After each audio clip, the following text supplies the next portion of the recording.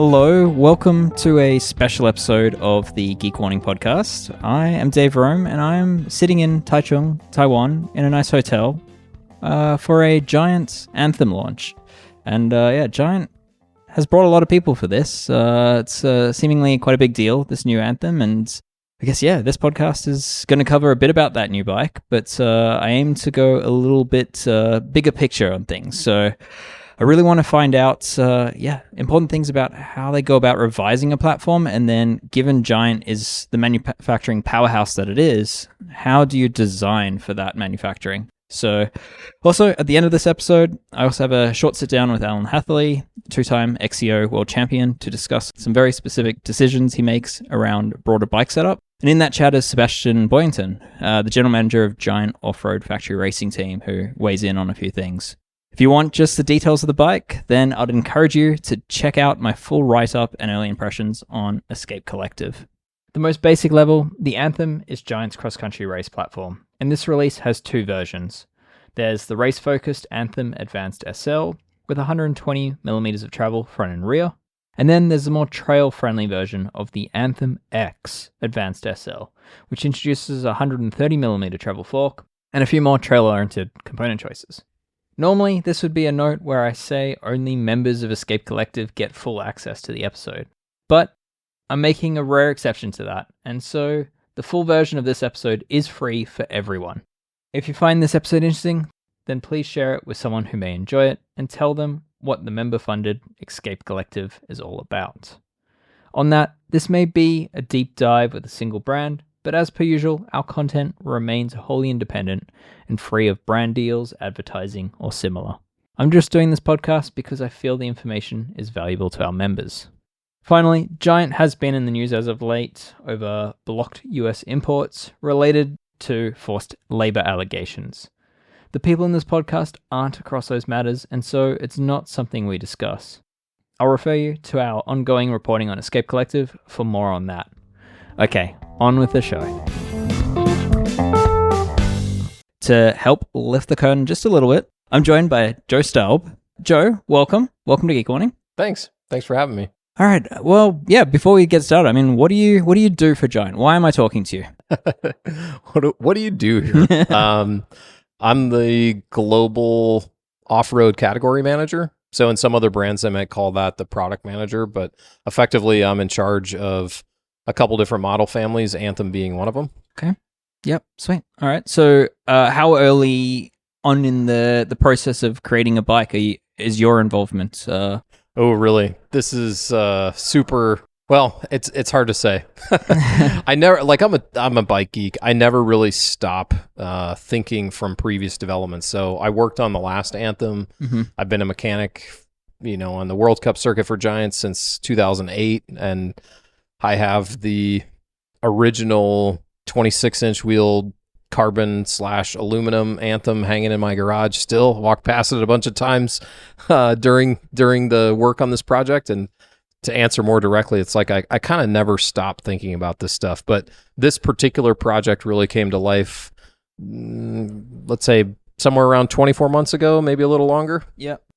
Okay, so in your role, you're not just, I guess some people associate product managers with like almost in a marketing role, but you're pretty early on in the process. You're kind of deciding what this thing needs to be, the features it needs to have, I guess all the criteria it needs to meet, and then that goes into design and engineering and manufacturing. Is that basically right? Yeah, that's fair to say. Like I really start the process from very, very beginning before we even have like anything determined on geometries or what the technical targets might be. I really look at what kind of consumers we want to speak to when we start developing a product, and we identify that consumer group and all the values that consumer needs. And in this case, that one's relatively easy. The consumer target group is racers, at least for the Anthem Advanced SL series. The Anthem X series is a little bit different.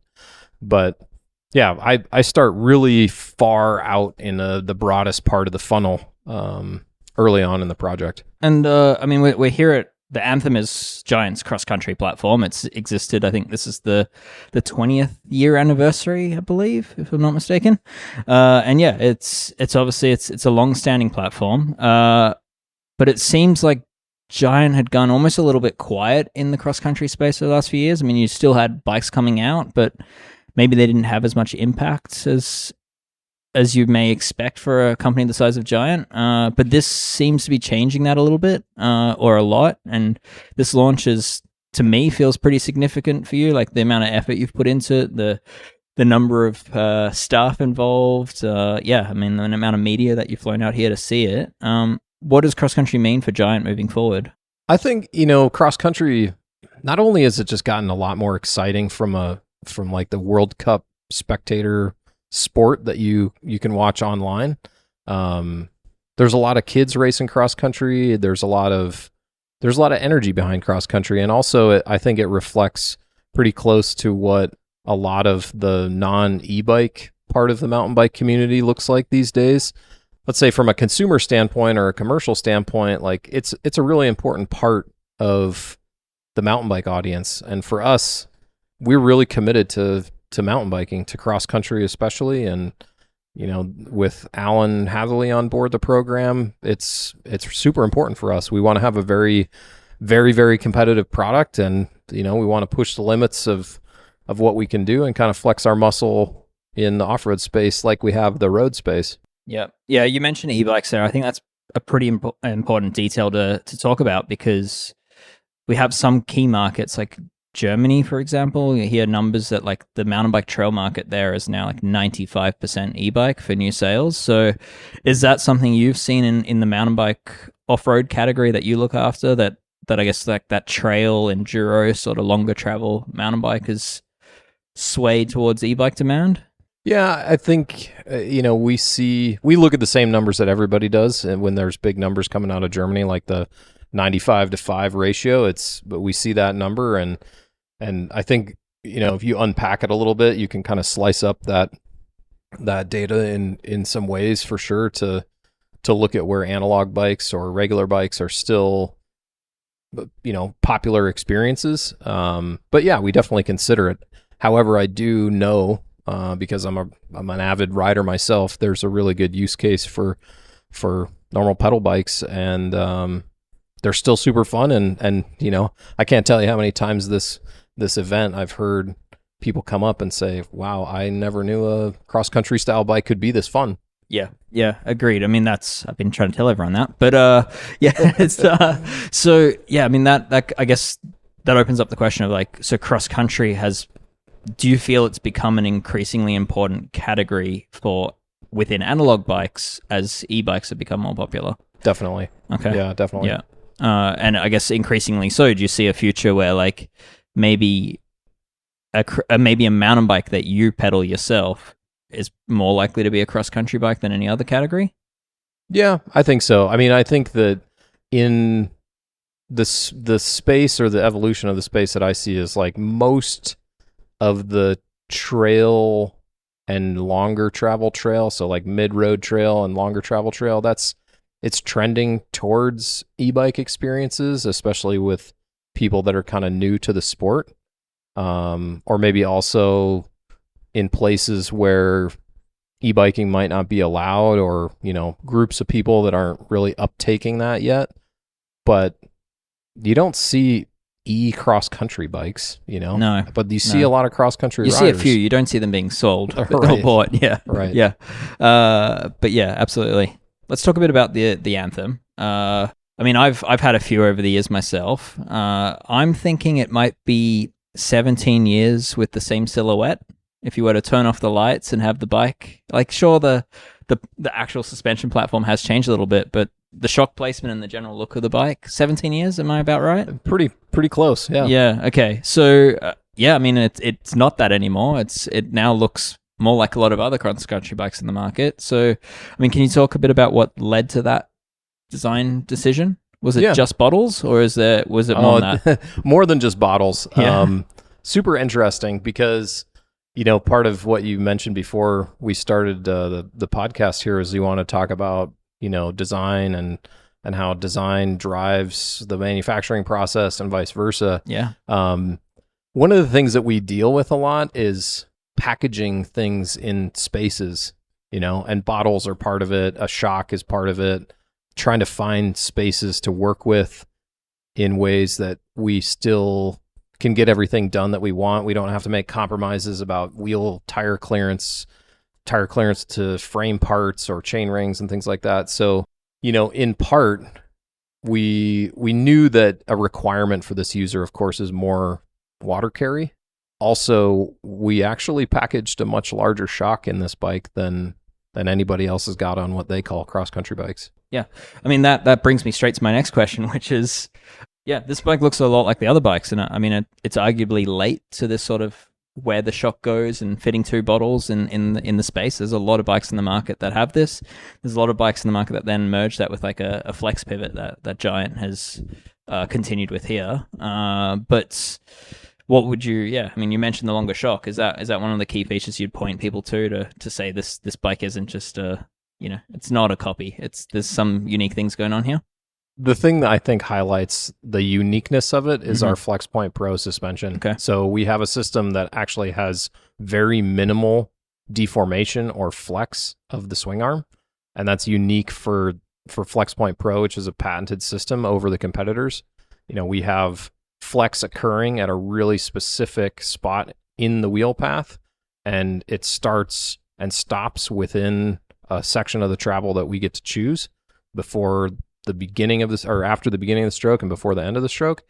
And our competitors, for example, since they can't, step on our toes on this regard, they've got to deal with the frame flex in a different way. They either have to have it continuously increasing in flex in the case of, designs like the Epic 8 or the Blur or some of the other ones that you may have seen, or they have to have like a design like I believe the Cannondale has, where a part of the frame is essentially a leaf spring, and they're allowing a lot more flex without introducing spring forces into the shock.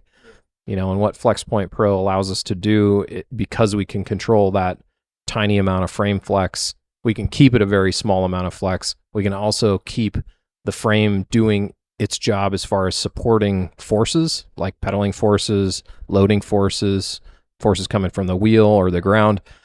We let the frame do the frame job, and then we can tune the shock really accurately. So a lot of people that will ride our bike will say it has an incredible pedaling performance, and at the same time it's extremely bump sensitive, more like a dual link suspension system.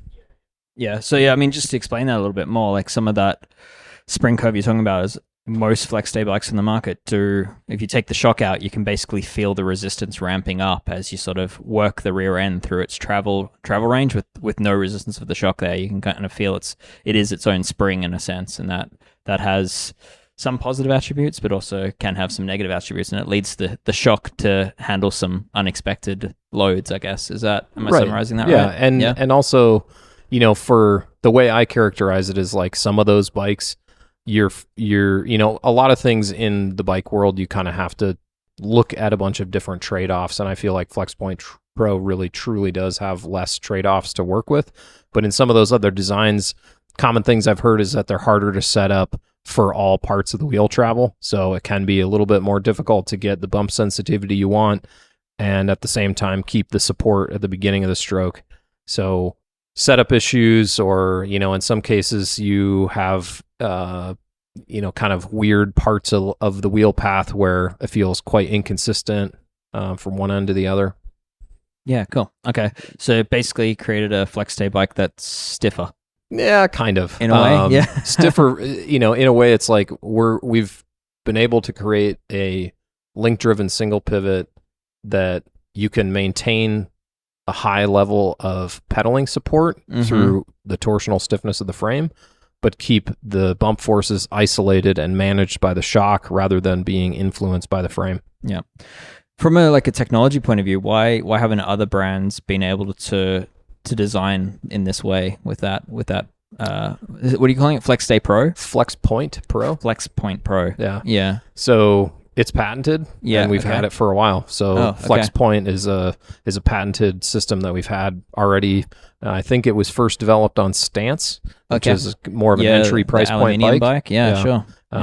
So we've had it as a, let's say it's been in our back pocket for quite a while. Okay, all right, and that's kind of what the patent is in association to, that sort of controlled point of flex. Yes, exactly. Okay, interesting. Okay.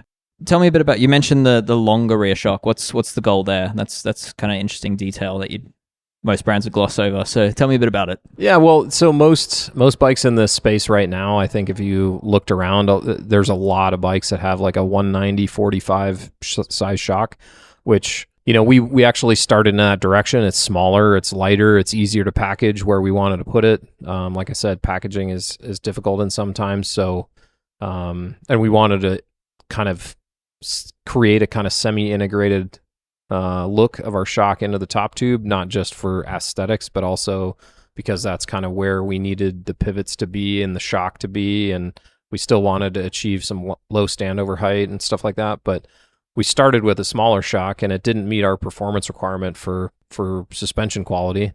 It just didn't have like the bump management that we were really satisfied with.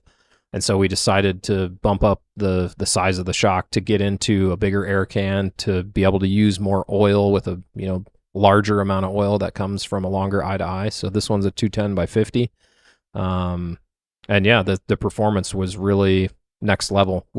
That was the point actually in the project where we brought Alan in. We got him a prototype at that level of, you know, when we developed this kind of second step in the development, when we really got into the bigger size shock, and his feedback was awesome. He wanted to race the alloy bike even at the World Cup. We kind of had to... Yeah, because that V2 was like a aluminium prototype that started to be seen out in the pits of World Cups. Yeah, exactly. Point. Yeah, sure. Okay.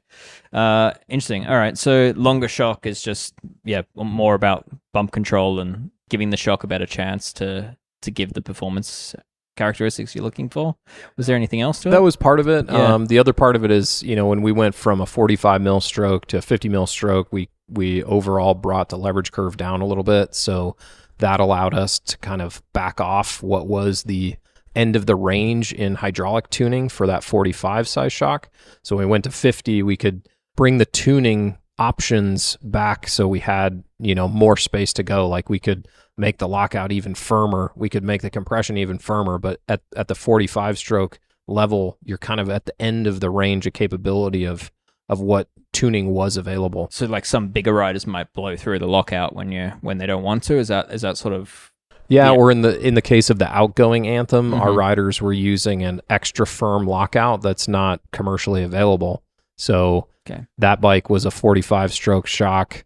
It had, you know, leverage numbers that we were pretty familiar with, and going to a 50 mil stroke shock, it allows us to actually provide that kind of level of support, but in a commercially available tune, and something that, you know, we can deliver to consumers as well. Yeah, cool. And that shock is commercially available, like as a size? It's not... Is it a proprietary size?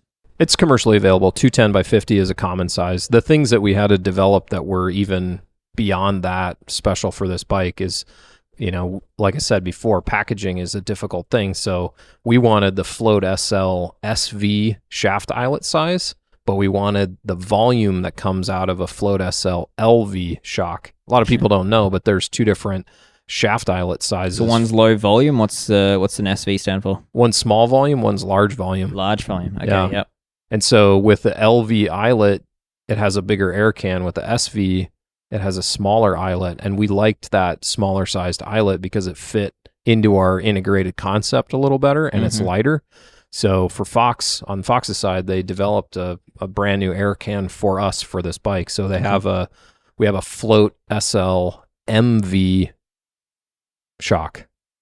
Interesting. So medium volume. And that's largely on the X model, is it? Or is it featured? Yeah, predominantly on the X, and then we've got it on the race model on our level 3. Gotcha. Okay. Yeah. I didn't do a very good job of introducing that. The Anthem range is split in two. There's two versions of it.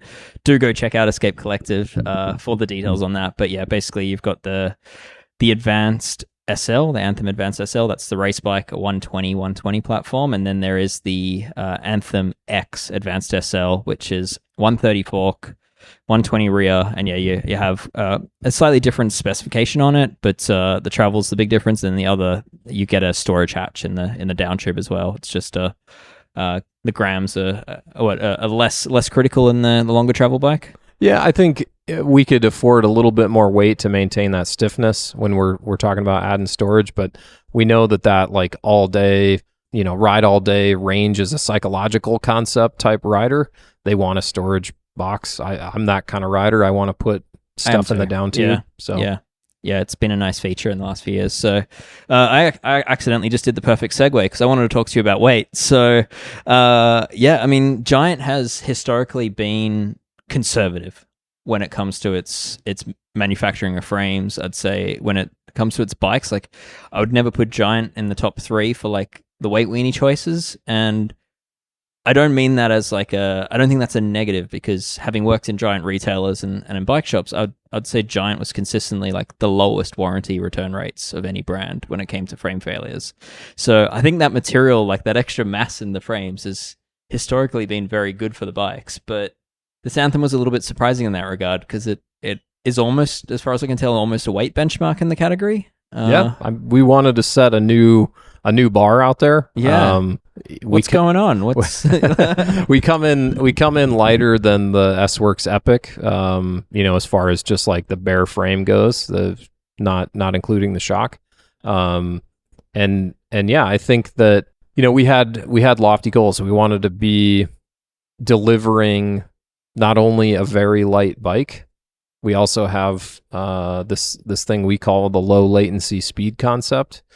But basically, we wanted to verify that we can deliver watts from the rider into the ground faster than any other XC bike on the market. And through our testing process and our benchmark and all the things that we've done to put into this bike, not only are we very light, we are also delivering stiffness where it matters. Okay, I hadn't planned to ask you about that, but can you tell me a bit more about that low latency thing? How you're figuring that out? Like what factors go into that? How are you quantifying it? Yeah, so getting back to the weight thing, like we could have made the super light bike. We could make a really, really light bike, but how good is that going to be when you're trying to race? I'm spending a lot of time talking to racers, trying to understand what they need to win. And they talk about weight, but then they're also saying they need impact control, they need durability, they need protection from flats, they need to be able to pedal and not have the frame sway out of the way a bunch. And when you look at the nature of XC racing, it's a lot of the times you either have a guy like Alan who's going from a long ways out on a solo mission to try and win and have the other guys too tired to catch him, or you're head-to-head sprinting for every corner to jump into the downhills to create the gaps, or sprinting for the finish line or whatever. And really, there's two ways to think about it. One is like the long-term marginal gain efficiency that comes out of a really efficient power delivery. And then the other one is the sprinting quality. So it's like you don't want to delay the delivery of the rider power from getting to the ground in either of those cases. If you are, you're leaving wasted watts out there, and that doesn't win races. Yeah, and like I guess from that, often that increased pedaling stiffness can come with negative in I guess more vibration transfer to the rider, perhaps even like loss of traction. What's going on that's not an issue, or that it's mitigated? Well, I think that's where FlexPoint Pro comes in, and our suspension system. Like, even though we have a really, really high degree of energy transfer from the rider to the ground, we've mitigated the transfer of the ground back to the rider through really advanced suspension tuning and an awesome suspension system that we're working with. Okay. All right. That's also something I ask Alan Hatherly about later, so keep listening about that one. But just on the weight side of things, what's changed at Giant that has allowed you to become more of a leader in the weight wars? Like, is there new technology there that kind of has fed that has opened that door? Yeah, on this project, we are using a new construction methodology and a new material that we've never used in our off-road product before. Okay. And so that's really, that's piggybacking off of a lot of learning that was done in the most recent TCR. Yeah, it's a new way of making the bike. It's a new material science that we have developed as a very engineering focused company. As a lot of people don't really maybe know it, but given the fact that we're such a manufacturer, we have to also be very heavy on the engineering side. So it allowed us to make a bike that met the goals that we established. Okay. All right. Well, tell me a bit about those processes, because I mean, yeah, what is that material? Is it just a higher modulus carbon? Is it in the resins? What's so unique and special about that material you're talking about? So it's a little bit of special material, of course. Like it's the same you're going to get out of the Anthem series. You're going to get the same super high-end carbon that is present in the TCR. So it's high modulus where it needs to be. But it's also a new construction methodology. And so that's a molding technique, and it's also a materials management technique. And those are two things that, like I said, we've never been able to do in the off-road space before. Yeah, you walked me through GTM, which is like I guess, Giant's flagship manufacturing center. And you showed off the composite side of things, and you showed some of those processes. I mean, off the top of my head, one of the key processes is like you've got the cold knife that's cutting out the swatches of carbon fiber. That's a lot more precise. Can you sort of paint a picture of that for us? Yeah, of course. So your conventional cutting methodology is pretty basic. You know, it's like you have a press and a die, and the press pushes the die on top of a sheet of material and kind of cuts out cookie cutter a shape. Yeah, it's like a cookie cutter pretty much. Or it's a trim die, so it's just a shear break, and the material will come through and a shear will come and cut it. The cold knife is a special system where we have a temperature controlled blade that cuts very complex shapes in a very accurate way. So we can make bigger pieces, we can make more complex shapes, and we can do that super consistently. And that allows us to manage the places where those pieces of material touch each other or overlap. So we can control overlap a lot better. We can confidently design with tighter tolerances than we could before. And so that means we control the use of material in ways that allow us to make frames lighter and stiffer at the same time. To do that, would you, I mean, it's maybe a hard question to answer, but would you say that means there's more individual pieces, or is there fewer individual pieces? There's actually less individual pieces. Okay. So the outgoing Anthem was a kind of multi-piece construction. Mm-hmm. Part of that is also because the other part of advanced SL frame technology is the way the inside of the frame is defined.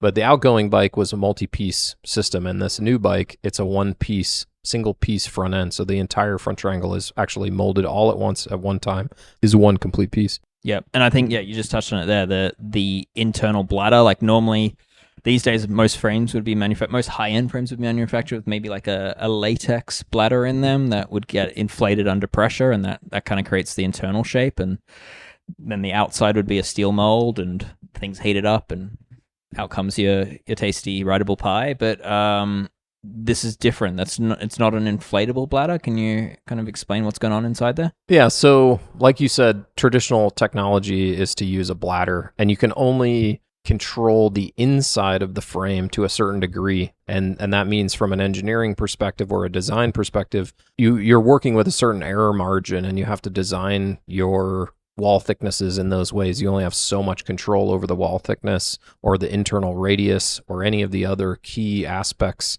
that govern the performance of that particular cross section. With this new construction method, which is a molded it's a molded shape that we apply the carbon on top of. So it defines that internal structure in really specific ways. Like we can create a more clean radius, a tighter radius, a radius that matches the outside radius of the exterior part of the frame, or we can make unique shapes and surfaces that are really consistent that on the bladder type construction isn't possible. And generally speaking, this gives us tighter control over the performance of every individual cross section, if you will, of every part of the frame.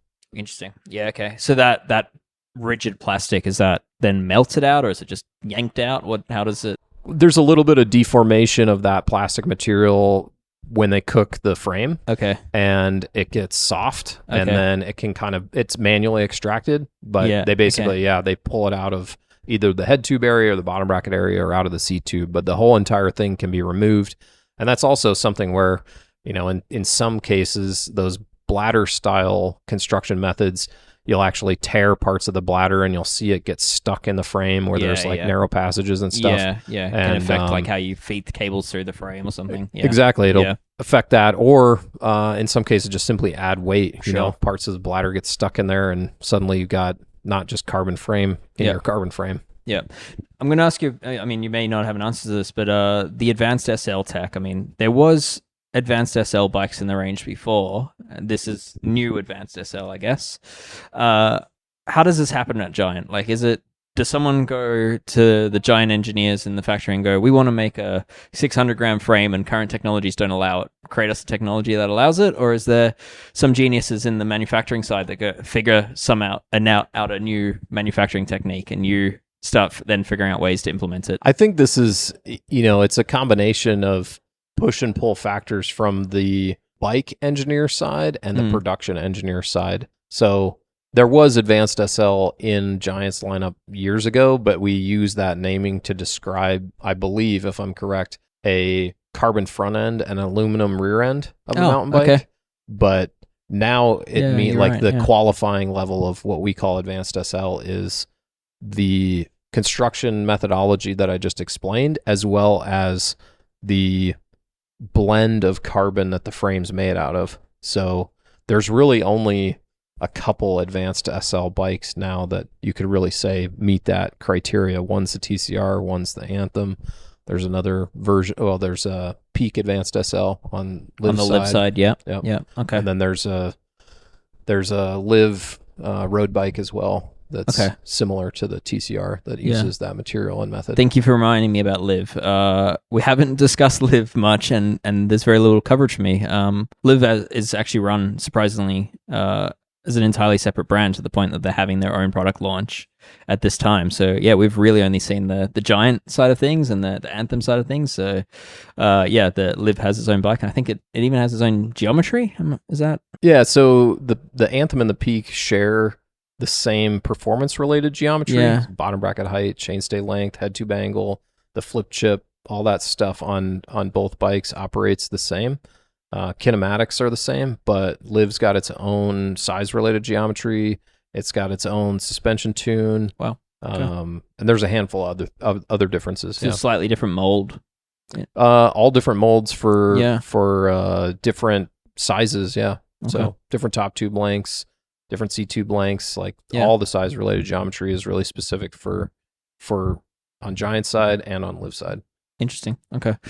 I think the only thing I would elaborate on Advanced SL is that without that technology, we wouldn't be able to feasibly make this semi-integrated shock placement in the top tube because there's a lot of complicated shapes around that area that on the outside don't look that complicated, but on the inside, if you used a bladder style system, you wouldn't ever reach the kind of weight and stiffness demands to put a shock in that place and have the frame still be as light as this one is. Yeah, it's a proper hollow pocket in the frame, isn't it? Yeah, exactly.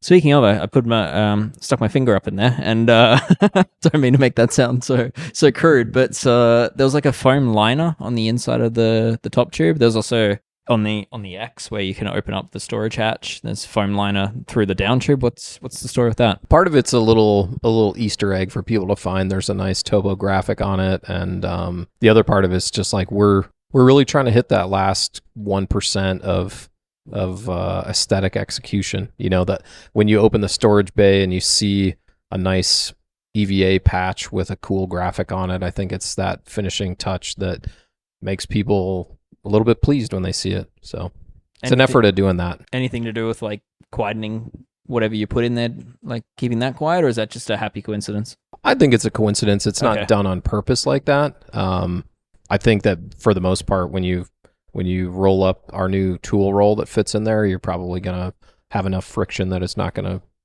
rattle around. All right. I know Giant's a little bit sensitive about talking about its OE partners side of things, but the talk of Advanced SL, I mean, does Giant use that technology for anyone else, or is it exclusive to Giant's own bikes? No comment? Yeah, I mean, on this one, I'd have to be no comment. Like, Okay. my job, I work for Giant. That's my priority thing. On the OE side, we've got partners, and we respect the way that they want to bring their product to market. We don't talk about it. So Okay. Yeah. All right. So the Anthem SL may or may not be the only bike in the world to use this process. it's the only one that I'm aware of. Oh, okay. There you go. That's But enough clarity. All right. I'm not aware of every bike that's out there. But yeah. Okay. Yeah. Cool. All right. Yeah. All right. Well, I'm gonna segue us a little bit onto more early design decisions, which is probably a question you've had from every tech editor this week, and you're probably sick of people asking you about it. And I'm just gonna be one more to ask it. Yeah, go for it. You know what I'm getting to, right? Oh, I don't know. Oh, headset cable routing. Okay. Cable Tourism, as they call cable it. tourism. In Yeah. the troll comments. Yeah, if you have pink bike. Was it ever a discussion to have it outside of the headset, or is it from day definitely. one? It was? Okay. Yeah. Oh yeah. It was a long discussion of inside or outside, and if we did cable ports, what would they look like? Where would they be located? How would the cable go into it? We studied routing a lot because a lot of even like the deepest tech level people may not know, but when SRAM launched their mechanical transmission, they also issued a kind of guideline for brands to follow to make sure that the number of bends and the degree of those bends don't add up to a cable system that has a ton of friction. So we carefully looked through a lot of cable routing options. Loyal listeners to Geek Warning will know this because we had the engineers of SRAM Transmission on an episode. Oh, cool. And the person that implemented that was on that episode. So yeah, if this is all news to you, find that episode. But yeah, okay. So you're following those sort of guidelines around radius and all that with the design. But even then, I guess you figured out that you could route it internally. But what led to that decision to go internal? Was it? I think it's a commitment to kind of set a new aesthetic standard. Okay. If you look at any road bike or any gravel bike at this point in time, imagine what that would look like with the old way of routing cables. You'd have a cable coming out 90 degrees to the shifter. You'd if you rewind farther to cable actuated stuff, you'd have a cable coming out of the top of the lever. Those bikes with exterior routed cables on the roadside would be unacceptable, And in a way, we're speaking to a similar customer in the XC world. There are markets of ours where the feedback, believe it or not, there's markets of ours where the feedback is like, we can't sell this bike unless it's internally routed. That's the level of kind of consumer expectation. And that influenced us to a degree, but ultimately I think it was the confidence that we had after we went through all of the cable routing simulations and trying to understand, especially across the range of bar positions. So high to low on the steerer tube, what cable routing would look like when like a racer would drop or slam the handlebar all the way down to the top cap. Yeah, some systems pinch the cables. Yeah, not ours. Okay, interesting. Yeah, I mean, there's a one-piece handlebar that you've designed with the bike that is interestingly fitted with every model. That's an interesting decision. There is a carbon version, but then there's also an aluminium version, and I'd say I would have expected the aluminium version just to be a two-piece handlebar. What's going on there? That would have been the easy way out. Yeah, like if we had just put a two-piece on it. But actually, it comes at let's say a greater level of difficulty to make the aluminum one piece, and that was an interesting challenge we wanted to take on because you could make a two piece that was crazy heavy, but I believe we hit a pretty awesome weight target and got good ride performance out of the aluminum bar. And again, I think that oftentimes from like an aesthetics or execution point of view, a lot of the entry price point bikes are the ones that's like the easiest thing to walk away from or decommit from when you're considering it. And I decided we go the other way. Like we need to go all in and make sure we give the best looking bike to everybody that buys one. Would you say, does that aluminium bar come with any compromises beyond weight? Like, is it stiffer in your jig test in relation to the material? The stiffness profile between the carbon bar and the aluminum bar is definitely different, but it's in both cases they're designed to targets that we established were desirable and achievable ride quality out of each material. Okay. All right. And then, I guess like talking about the design of that handlebar, I mean, it's got some deep channels in it. It's not the sort of shape you'd expect out of a aluminium bar.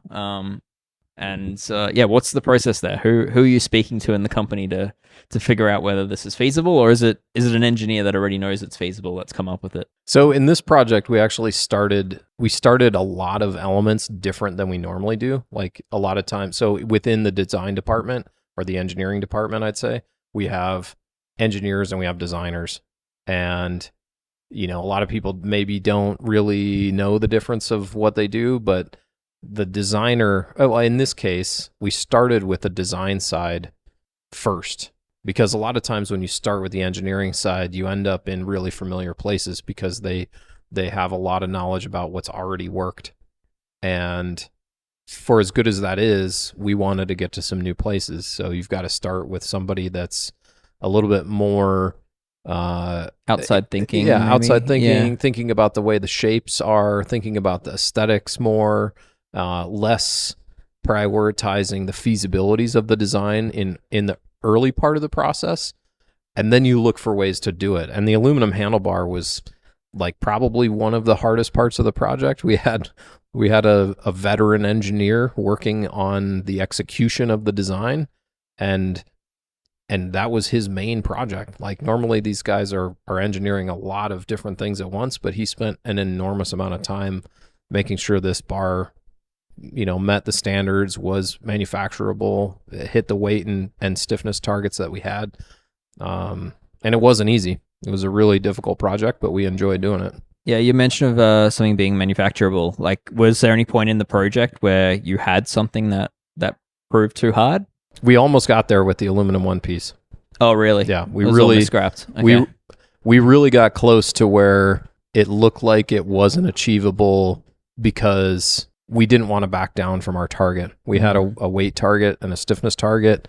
We didn't want to back away from that because it was kind of like anything above this, we think that it's probably not, it's just not going to be good enough.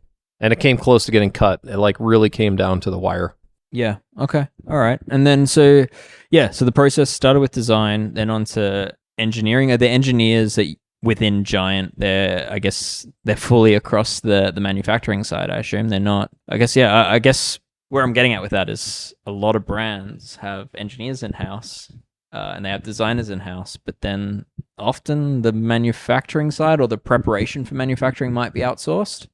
Like that might be handled by the OE partner to figure out like the layups required to make that frame shape and all that. So like at what point in the process is it going from your team to maybe the manufacturing side of the team? Well, the interesting thing at Giant, because we are the brand and the manufacturer in this case, our engineering team, they do sit in a different building than our manufacturing engineers. We have a lot of back and forth. So, we have a part of the process where specific drawings and files are handed off from one team to the next team, where it really transitions from design engineering to production engineering. And that handoff begins a process, but it's not like a one-way street. That process starts, and then we go through several evolutions of the product, of testing, of things that you saw in the factory where we have lots of frame testing. And then there's a lot of back and forth between those two groups of engineers. And really let's say the final decisions are made more on the bike engineering side than they are on the production engineering side. Okay, interesting. So I work directly with the bike team engineers, and together we say, okay, here's the outcomes of all of these things related to production. Let's choose, this blend of material, this combination of stiffness and weight to get to this target that we've set. So they'll give us a ton of different options as we go through that back and forth process I described. And at every interval that we're iterating, we get the chance to make choices and drive the product to the direction that we've set as a target. Yeah. Okay. Interesting. I mean, feeding into that, like we did speak about the handlebar and how that is effectively an integrated part of the bike. I mean, in theory, you could use a different handlebar on this bike. It's standard steer tube. Like you could just change out the headset, right? Yeah. So yeah, I mean, it's not, you're not locked into it, but it's as if, I mean, the handlebar was designed as part of the bike, and so was the wheel set, and I think that's pretty unique. You're the only brand in the world that has capability to make that in-house. Am I right? All those components? I don't know if I can make that claim 100% for sure, but I'm pretty sure that, there's not many other brands that have that capability to do it all in-house in the ways that we can, especially in the materials. We've got the capability that, your boutique custom frame builder has to build from end to end, but we can do it in carbon.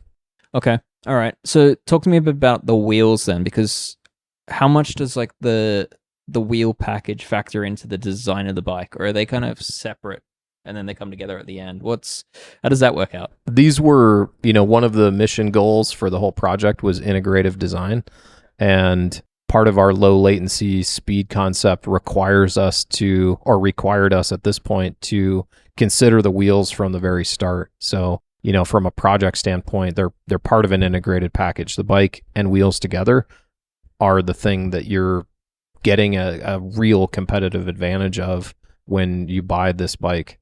And like the stiffness profiles of those wheels, is that being factored into to match or 100%? Yeah. Okay. What does that look like from a design point of view? Like who? So we had one designer in charge of the whole project. So he did bars, frame, wheels, all of it. And between him and I, on the athlete side, the kind of catchphrase was no wasted watts. But on his side, it was no wasted grams, meaning every gram of weight that we spent or every gram of material had a purpose.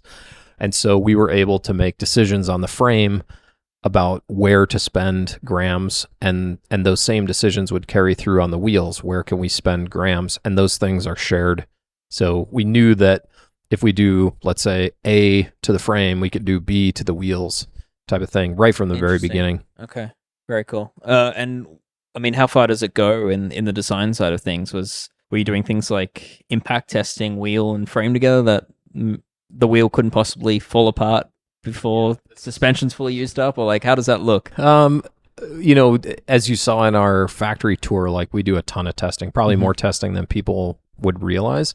We've got testing that we have to pass in order to have safe product in the market. Yeah, and I that's think the ISO test. Yeah, these are governed by ISO. Our standards are well above ISO standard. And then we have a whole host of internal standards that are part of our intellectual property. And we use all of those tests to develop all parts of the bike. Interesting. Okay. Yeah, I mean, you went as far as making a dropper seat post, which is interesting. Is that also manufactured in-house, or is that something that is outsourced? It's not at GTM. So the tour that you did it's not including the production facility for that particular seat post, but it's all engineered in-house. And it was an interesting part of the project. Like we noticed early on that there's, at this point you can't really have a mountain bike without having a dropper post. Sure. Yep. But it would be a drop bar mountain bike at that point. Yeah. Yeah, exactly. Yeah. Or a flat bar gravel bike. But not all of the XC style droppers come in relevant drop travel amounts. So we developed a 110 and a 140 drop travel post, but still that XC style that are just simple 2 positions, so they can be really weight optimized. What research went into the choice for a 2 position? Because personally, it's not my preference, but what fed into that? Is it weight and simplicity overcame the need for infinite travel, or is it more than that? I would say that weight was probably one of the top 2 priorities, but the biggest one was just the voice of our racers. Interesting. Okay. Their overwhelming priorities, like keep it simple. When I'm racing, I'm either at the pedaling height or I want it out of the way. There's no time to even think about anything in between. So that's the preference of like the likes of Alan. He likes that 2 position post. Yeah. Okay, interesting. Okay. Great. All right, we're coming towards the end of our time, but I'm just gonna sort of do some quick fire questions for you, sort of to answer likely comments. Is internal cable routing / through the headset just to save money? No, certainly not. Yeah. It is a lot more involved, more difficult, and more costly than external cable routing. But I think it's worth it because these are the bikes of the future. Okay. Yeah, I mean, can you just quickly tell us about some of the extra steps you've taken to hopefully mitigate issues with the internal cable routing? Yeah, so the top cap has an integrated seal. The crown race has an integrated seal. The top bearing is stainless steel. That's an added cost. Yeah. It also is just long wear life. Yeah. And just on that, the top bearing is the one, just so people know, the top bearing is the one that gets captured by the cables. The lower bearing on a mountain bike, you can still easily remove when you drop the fork out for fork service. So, the lower bearing's simple to replace, just takes a couple of minutes, but the upper bearing is the pain to replace. So that makes sense that you've added that feature up there. Yeah. Yeah. And for what it's worth, I think if you get to the point in maintenance where you're going to need to replace your cable and housing or replace that top bearing, especially, you should do all your cable and housing at the same time. Mm-hmm. And likely that's going to coincide with a brake bleed. Okay. So the normal service interval should all kind of coalesce to the level of maintenance that you need to do on this. Yeah. Okay. Understood. All right. Next question. Press fit bottom brackets on a mountain bike. Why? In this case, we prioritize pedaling efficiency and frame stiffness. There is absolutely no way we could get there with the threaded bottom bracket. Can you explain that? Well, so when you really look at the frame performance, you start to unpackage what each little sliver of the cross section of the frame looks like. In order to put in a threaded bottom bracket, you have to have a certain radius that leads into that threaded interface. You have to have the bonding of a threaded interface. All of these things decrease the ability for the frame stiffness to be at the level that we wanted it to be to hit the targets. We know that a press fit bottom bracket is the stiffest interface that we can build into this type of frame. Next question, back to the headset. What have you done to keep the cable away from the steer tube? Well, so like I was explaining before, we have this nice channel under the handlebar, and we comply with that guideline from SRAM about friction. So that leaves the cable in a nice arc that naturally moves to the opposite side of the steer tube. So when you route the cable that direction, like they cross under the handlebar and go to the opposite sides of the head tube away from the steer tube. Next question, bottles. Do all sizes fit 2 bottles? Yep, all sizes fit 2 bottles. I believe on the smallest size you can go, it depends on like the top shape of the profile of the bottle, but most normal 500 ml bottles will fit vertically. On the small, I think you can go to a 620 or 630 in some cases on the down tube. And then most of the other side, I believe all the other sizes you can do 750. Couple more. Tire size, it's based around 29 by 2.4, is it? Yep, 29.24 is what comes out of the box. How much did you think about whether tire trends would go wider? I spent some time thinking about wider tire trends, but honestly, none of the manufacturers of tires that I'm connected to showed any signs of even developing something that would fit the XC use case and be that bigger size. Like 2.4 seemed to be the largest size, but you could squeeze in something a little bit bigger on this frame. We have pretty generous tire clearance for mud purposes and also just to meet those requirements that ISO sets out. Was it ever a question from the off-road team about tire size and whether they have interest in going wider? They were pretty confident on 2.4s. Really? Okay. Interesting. Okay. Which then feeds in about wheel size. I knew this was coming. I see the smile on your face. Yeah, I'm very predictable. No, we're not going to go back to 26 or 27.5. That's exactly the answer I was looking for. No. Going bigger. Is it something Giant's assessing at the moment? I'd be lying if I said that I didn't notice the 32 trend and the 32 buzz that's in the market, but I think we're a long ways off from realizing any commercial production from anybody. There's a lot of cool hand-built bikes that you've seen, and there's some prototypes you see floating around, and I think that's super cool. It's energizing. I love to see stuff get pushed and ideas come out, and that's part of the reason why I love mountain bikes is that people aren't afraid to try new ideas, and while I'm not going to say what we're going to do on that topic, I would say that it's exciting to see all of these interesting things happening in the space. Okay, all right. But for now, 29ers seem to be the point of interest, and I think you just, by being here, you can see how sure. committed we are to what I think is probably, from my perspective, I think it's the best 29er 120 race bike on the market at this point in time. So okay, all right. And how do I ask this? It's like probably I'm gonna potentially make you pick a favorite child here, but is there like one thing on the bike that you're most proud of? This is a tough one. I would say the suspension performance is probably the thing that I'm the most pleased at, because it really required us to do things in a different way and get to something that I really care about. I've spent a lot of time riding trail bikes and longer travel bikes, and I have a lot of background in tuning suspension for our products over a long period of time, and suspension performance has always been something I care a lot about. And we had a really high bar to get to a new place in terms of performance out of this kind of system, and I think we nailed it, and I'm really happy with it. Well, yeah, quite a bit to take in with this bike. I mean, it's been quite a busy few days, and yeah, I'd certainly, if you're keen to know more or see the thing, then do head to Escape Collective. Got the full write up there, and I have to say, early impressions, I'm fairly impressed. It's yeah, I've ridden Giants over the years, and recent years I wouldn't have had it on my list of bikes that I would personally purchase, and I don't know, more time needed, but this thing has me impressed, we'll put it that way. So yeah, well done. All right, we'll go to my next interview with Alan and Sebastion, and yeah, thank you, Joe. Yeah, thanks for having me on the show. Cheers.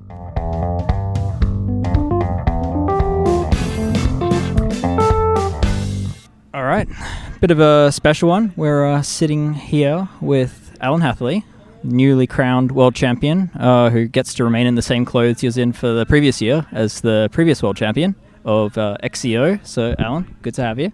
How you doing?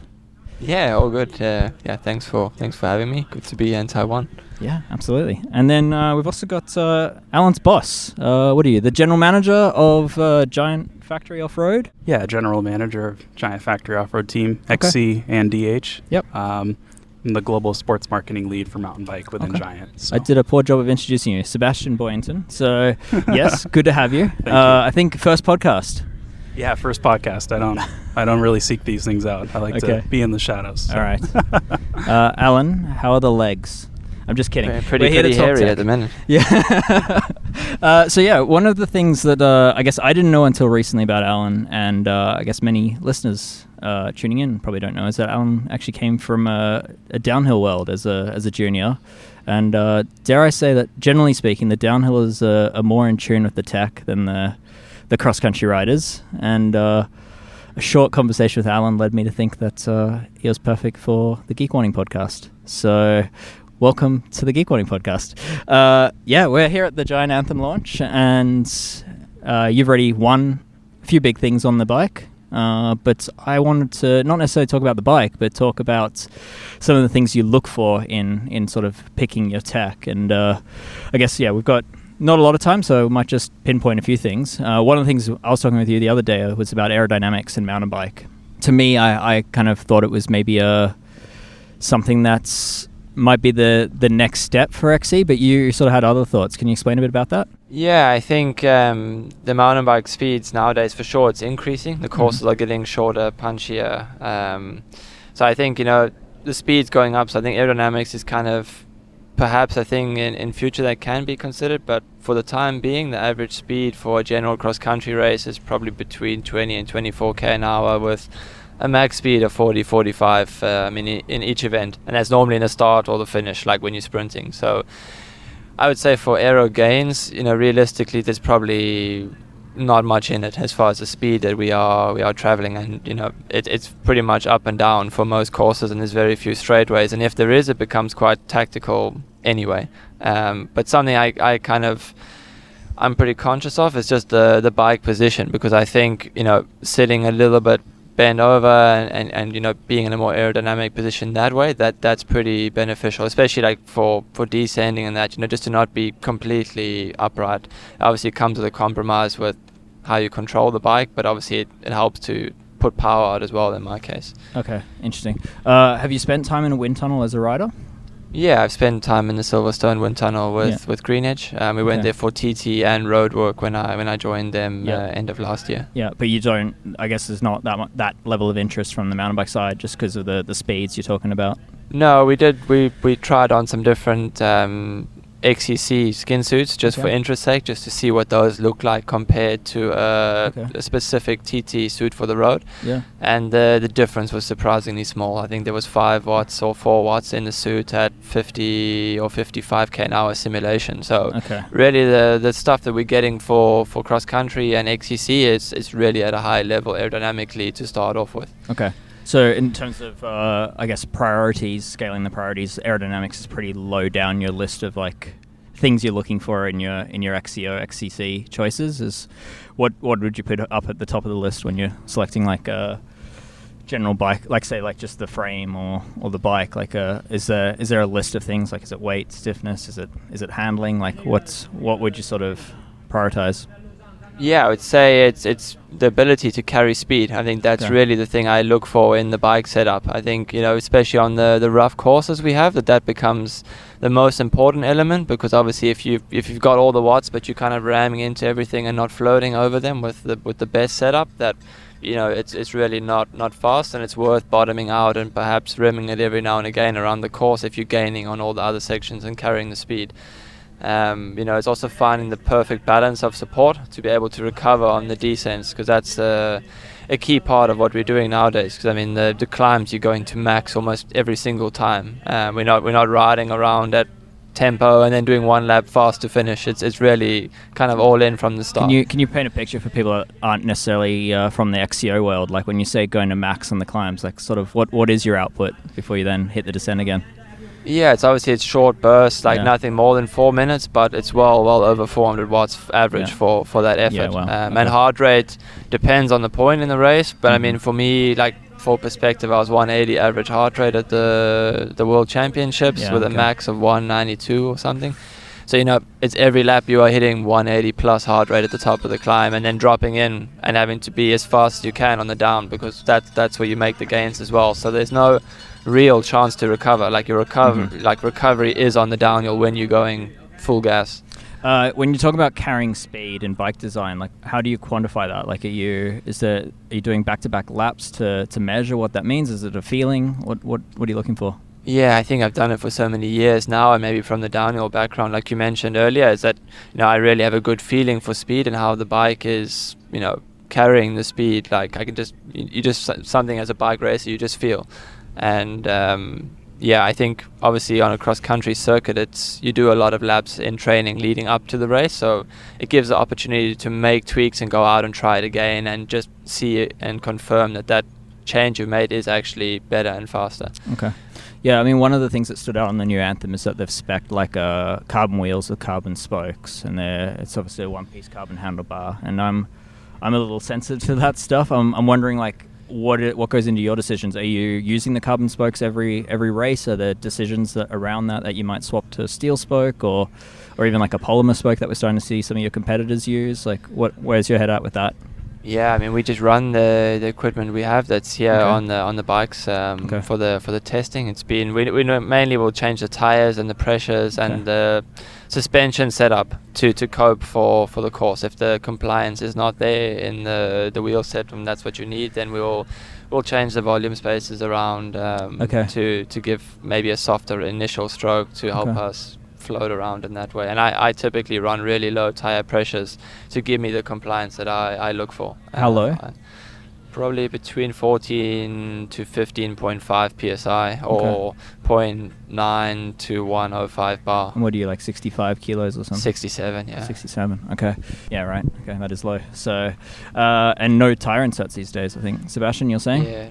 No, I run a rear insert. I think with the cross country nowadays, it's so high speed that, you know, if the tire if the tire is not staying on the rim, I mean, your race is completely over. At least with the insert, if you do have a problem, you can get to the tech zone without losing that much, swap the wheel, and then you're back in the race again. You're not throwing it away. Yeah, cool. Just sticking on the compliance side of things, like what are your thoughts there? Like you sound like you are chasing it through tires and through air springs and stuff. Do you think there's gains to be had there and like other areas of the bike? I mean, I have to say like that the frame itself isn't too stiff. Like it feels pretty well balanced. But I mean, where's your head at with that? Yeah, I think I'm always looking to use the least amount of energy to get across the rough terrain. So if the bike's a little bit softer, a little bit more compliant and better set up, I just save energy in those kind of places and I can put it through the cranks. I think that's really the main thing, because as I said, you're riding 90 minutes on the absolute rivet, and then you still got to find places to recover. So I think if I can save that energy on the transitions and downhills, because the bike's just super soft and still maintains that support level I need, then it's the optimum balance. Okay, all right. And like stiffness through the frame, is that ever in your mind with bikes? Like have you this bike is, I think it sets somewhat of a benchmark on the stiffness side of things, but like was that something you were asking for, or was that something they were just providing? Yeah, I mean, Giant's super good with that. They just provided it. I didn't have to push for it. Yeah. But it's, with their technology, you're just getting every single watt out, through the bike into the wheels and into forward drive. I think they focus on that a lot with this bike, which I'm pretty sure you felt in the testing, that the forward drive through the wheel set and the frame is incredible. Yeah. And I think given, being able to set up the suspension and tires to all complement each other, I think it's really a perfect balance. And yeah, I think the XCR wheel set combined with the new frame and everything they've done is magical. Yeah. Okay. And you're on Giant wheels or are you on Shimano wheels? A bit of both, but mostly the XCR wheel set. Okay, so you are switching occasionally. Okay, all right. Do you switch? Like, can you tell me when you would switch and when you'd? Yeah, I mean the only reason why there has been some switches is we've been testing and racing and developing this wheel set. At the World Cups, and in that development process, obviously there's always certain things that we're working on, and you have to just improvise and make the best decision for the course on what the mechanics and team decides. Cool. Okay, we just got a couple of minutes left, but Sebastion, I just main reason I wanted to have you here is because you look after the downhill and the cross country squads. And I guess just sticking on this compliance theme, I mean, in downhill, I guess one of the, I wouldn't say it's famous yet, but like one of the things that the tech nerds have sort of been really focusing in on is wheel compliance, wheel flex. I think Giant Team's been doing that for a while. You're a mechanic in your past life, and I mean, what have you learned there that you?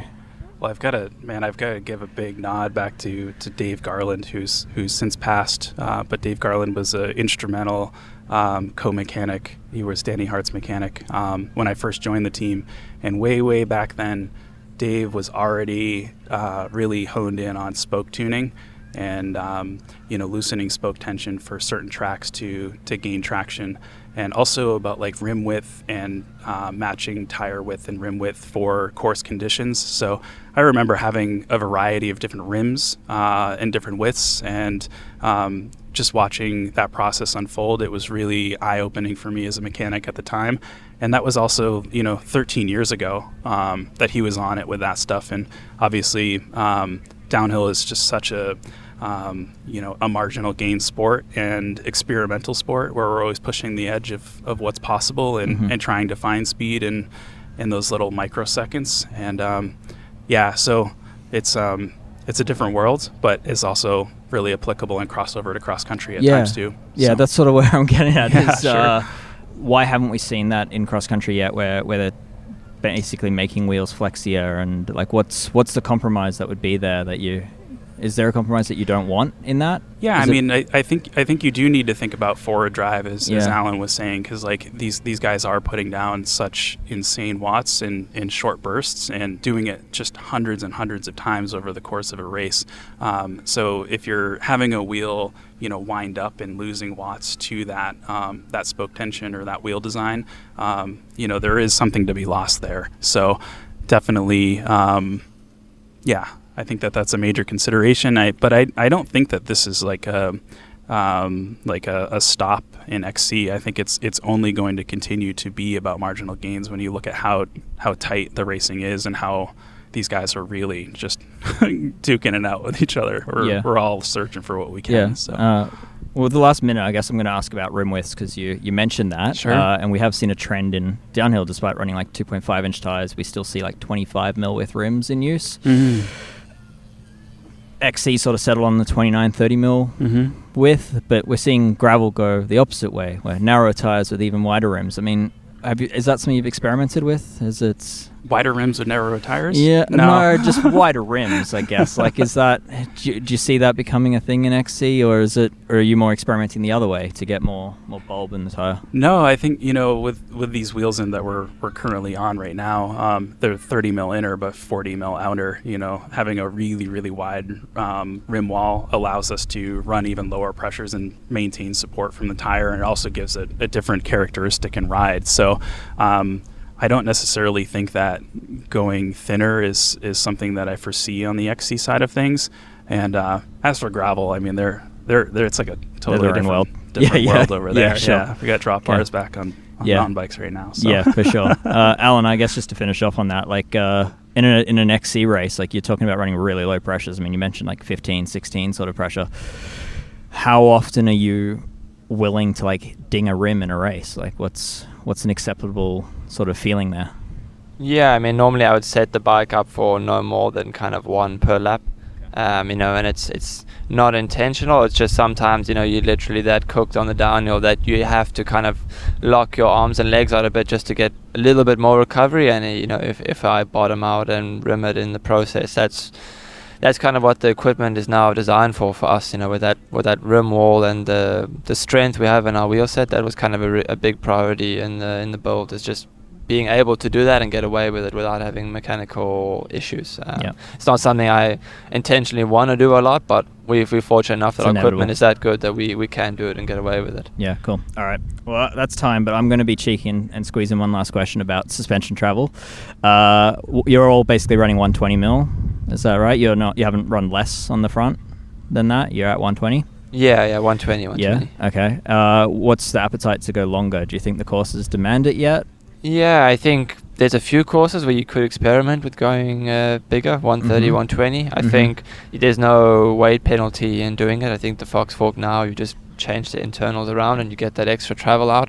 It obviously comes with a compromise on the bike fit, and obviously the geometry would then switch to that of the Anthem X. So something I'm definitely going to look into in the off season, just to have it, it's kind of an ace up the sleeve. It's an option if there's a course that particularly blows out and has steeper, gnarlier descents. I think it could be a real nice option, and we have the capability to do that because the bike's designed for both 120 and 130, which is pretty cool. Cool. All right, I won't push things any further. Thank you, Alan. Thank you, Sebastion. Good chat. All right, that's my wrap on my time in Taiwan testing the Giant Anthem with Giant. If you want to know more about the bike, then do head to escapecollective.com. Check out my full early write-up of this bike. A full review is still to come. I'm waiting on a more affordable version of the bike to arrive for a longer-term review. But yeah, there's plenty to share. Quite a bit of nerdery in the details that I write about, and some early impressions. So all of that is now online.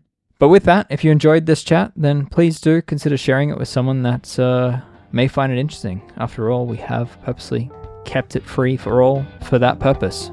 Anyway, all right, until the next time, cheers. Thanks to Will Jones of Red Bricks Media for the editing and mixing of this episode.